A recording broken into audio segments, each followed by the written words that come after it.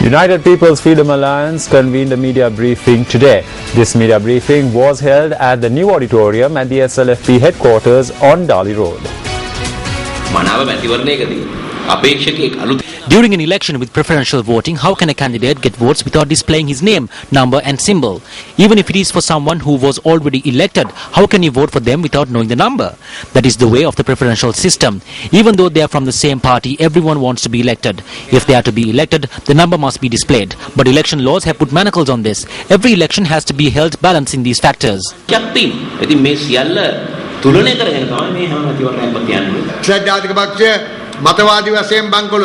The United National Party is ideologically bankrupt. There is a conflict within the UNP itself as to what the future journey should be. Everyone who presented new ideas ended up falling out of the party. It is people who have no ideas regarding a future journey that are being retained there. Without having any ideas on their future journey, they have nothing to say to the country either.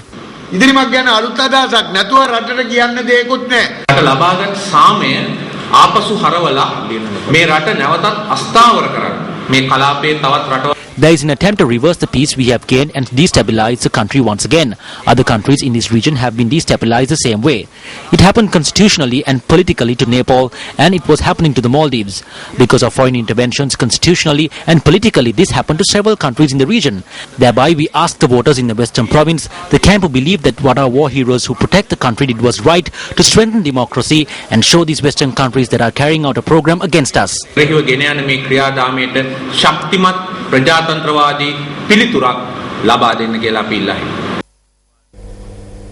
The sixth session of the second Youth Parliament of Sri Lanka concluded at the Sri Lanka Youth Centre in Maharagama today. The topic taken up for debate at this session was peace, development, human rights and the challenges those pose and the opportunities that are made available for the youth. The guest speaker at today's session was Norwegian Ambassador to Sri Lanka, Grete Lotren. The fact is that very few conflicts can be fully resolved with military means alone. To ensure long-lasting peace, they must be resolved politically.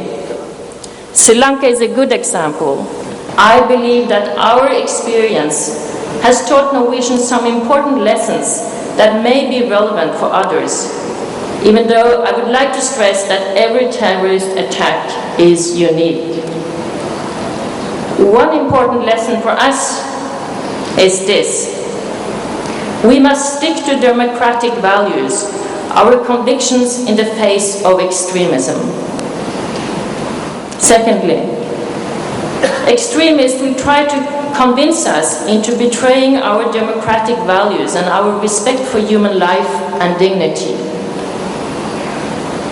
Thirdly, but extremists must be held accountable in accordance with law and in open courts. I would like to sum up by underlining that democracy, tolerance, inclusiveness, respect for the rights of minorities and transparency are our best and most durable defense against terrorism and extremism. UNP parliamentarian Sajith Premadasa met with people in Ambalantota who had been victims of a financial fraud this morning. This meeting was organized to provide free legal aid to victims of fraudulent financial institutions in the Hambantota district under the patronage of MP Sajith Premadasa.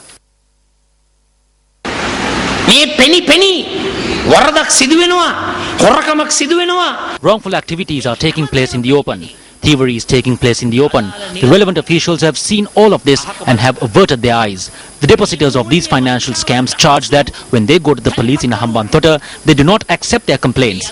These fraudulent institutions have put up boards on the roadsides and are deceiving the people in broad daylight. I wish to make a request. I call on the relevant officials to put a stop to financial scams that are taking place on the roads in broad daylight. It is the government's responsibility. Speaking at a meeting held in Kandana yesterday, former Minister Imtiaz Bakir Marker expressed these views. I have been evicted from the party's working committee. I have been evicted from the position of Vice Chairman of the United National Party. But at this occasion, I wish to remind you that no one can remove me from the principles of this party that I am bound to. I learned the ABCs of the UNP with my father. Some media institutions say, your life, our news. But if the reality of your lives is told, then what fate befalls journalists the next day? What happened to Lasantha Wickrematunge? What happened to Upali Tennakon? What happened to Poddula Jayantha? How did they attack the Sunday leader? How did they attack Sirasa? Why has this situation prevailed for so long? It is because we have not carried out our responsibilities.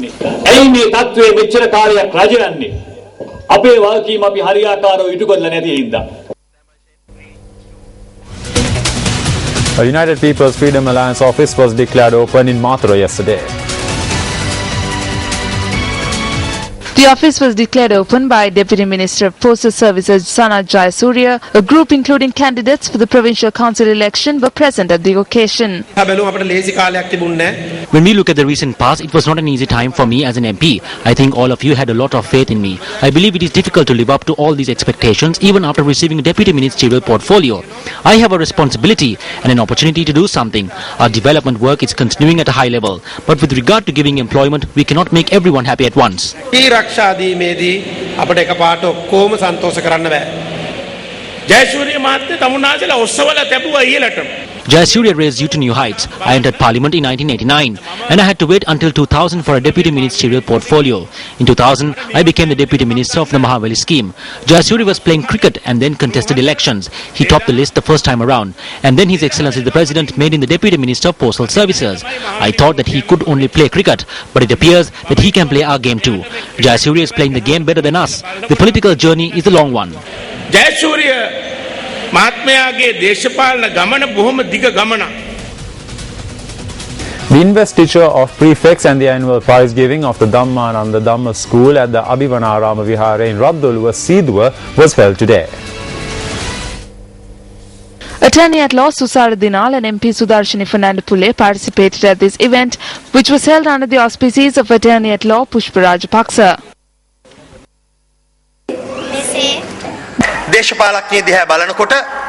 When we look at politicians at times, unpleasant thoughts come to our minds. But we never think that way about our teachers in the Dhamma schools. We always have pleasant feelings and pleasant thoughts towards our Dhamma school teachers. The Dhamma school carries out a major task in creating a moral society, teaching people humanity and teaching our children more than religion and the Dhamma.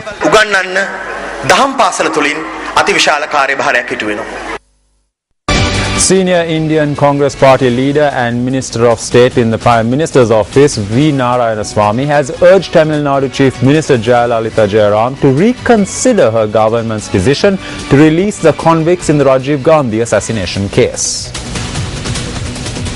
According to Indian media reports, Narayanaswamy, speaking to reporters in Puducherry, had said that the convicts had assassinated the Prime Minister and a leader of great stature, and if they were released, it would only set a bad precedent. He said, quote, "The decision is shocking, unacceptable and embarrassing, and hence they should reconsider it," unquote. Narayanaswamy pointed out that Jayalalitha's party, the AIA-DMK, had strongly come out against the LTTE soon after Gandhi's assassination in 1991, but had now taken an arbitrary decision to release those convicted of the assassination. Meanwhile, protests for and against the decision of the Tamil Nadu state government to release the 7 convicts in the assassination of former Prime Minister Rajiv Gandhi are continuing in several parts of India. Supporters of a regional party, the Nam Tamilar Katchi or NTK, protested in Chennai yesterday against the Supreme Court's decision to stay the release of the convicts. Meanwhile, in Kolkata, supporters of India's ruling Congress party burnt effigies of the Tamil Nadu Chief Minister Jayalalitha Jayaram, protesting the decision to release the assassins.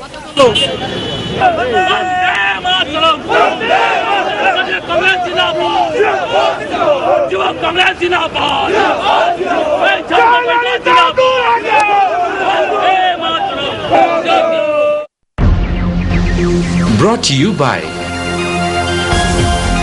Who will protect your loved ones? Life, love, protection. Selinco Life.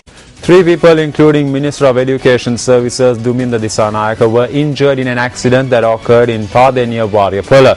The police say that the accident occurred when the group, including the minister, were travelling from Anuradhapura to Colombo. The minister's SUV had collided with a Parkfield Bowser at about 2 a.m. today.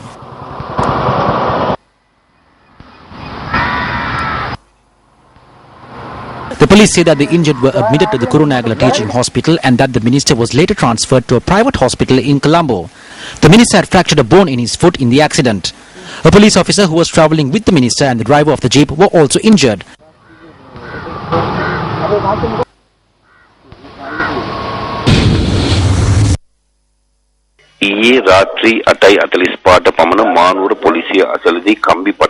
At about 8:45 last night, a tipper carrying rods has toppled onto a three-wheeler. The Kandy Fire Brigade, the police and residents of Katukale succeeded in rescuing the trapped three-wheeler driver after a major operation. The driver of the three-wheeler has been admitted to the Kandy hospital for treatment.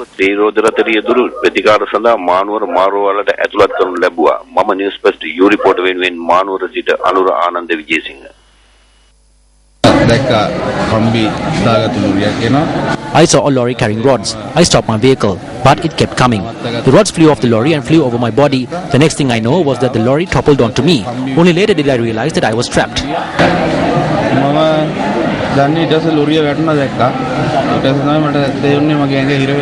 2014 Australian Alumni Excellence Awards was held in Colombo last evening.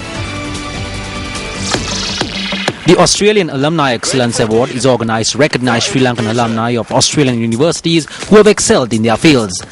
The channel head of Shakti FM, Balendran Kandiban, was presented the Merit Award for Business Administration. The channel head of Shakti FM, MTV, MBC networks of the Capital Maharaj organization here in Sri Lanka, Mr. Balendran Kandiban, to receive the Australian Alumni Excellence Award, Merit Award 2014 for Business Administration.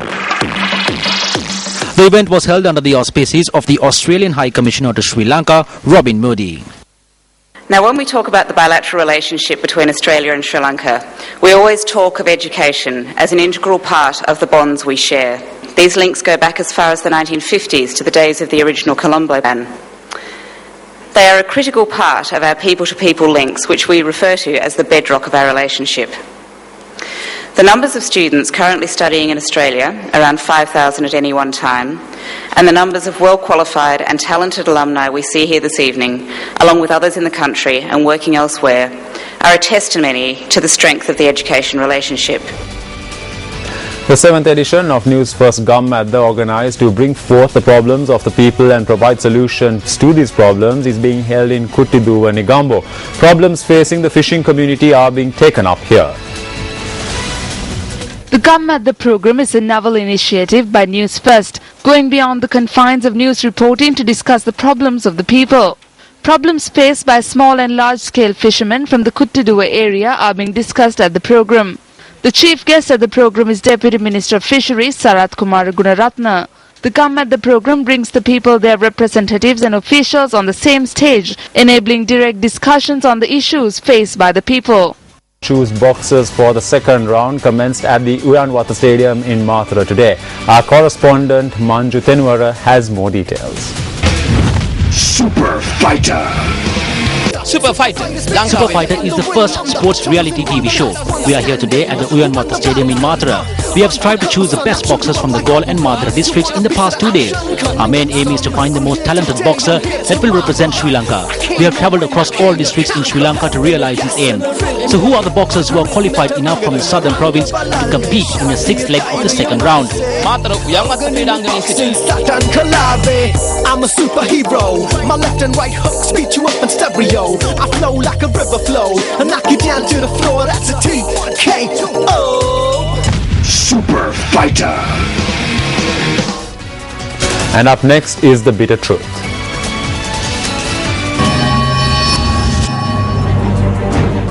Last Tuesday, the Executive Committee of Sri Lanka Cricket announced that it had decided to support the controversial proposal to revamp the ICC. The Sports Minister, who also justified the decision, said that the proposal was not disadvantageous to Sri Lanka.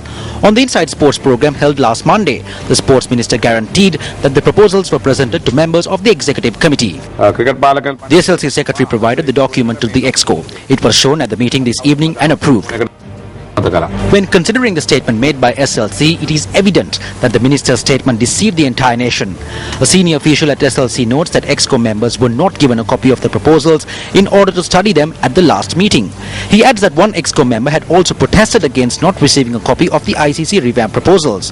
When Sports first made inquiries, SLC Treasurer Nuzgi Mohammed confirmed that the ICC proposals were only shown to members of the EXCO with the use of a projector. He added that copies were not distributed as the International Cricket Council had labelled this document as classified. What are they trying to do by hiding this thing which will change the sport of cricket? That is the biggest question we have. The other thing is that cricket in Sri Lanka is not run by the big 2 or 3 there. Most of them have fallen from the sky. At the very least, they have a duty to show this amended report to the cricketers and the administrators in this country. If several persons who have not played cricket are making these decisions for the country, and if the sports minister cannot do it, then I think that at the very least, the president should intervene and resolve this. If not, we will be led to believe that cricket is being destroyed with the blessings of the government. Are the ICC proposals being hidden from the country because the country has indeed been betrayed, as claimed by SLC EXCO member Shammi Silva? Is the sports minister who stood firmly against these proposals now singing a different tune because there is truth to Shammi Silva's statement that dollars flow into various people's pockets? Open for debate. Symphony Orchestra of Sri Lanka successfully showcased its concert titled Virtuoso Masterworks yesterday. The concert was held at the Ladies College Hall and featured a number of performances from renowned composers. The concert also featured a female conductor, Dushianti Pereira, as well as a female soloist, Tamara Holsinger, on the cello. MTV Sports and Yes FM were the media sponsors of the Virtuoso Masterworks concert.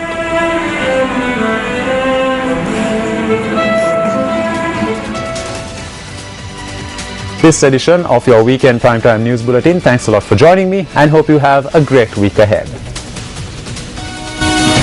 Hotline 0114-896-896. www.newsfirst.lk. Feedback at newsfirst.lk.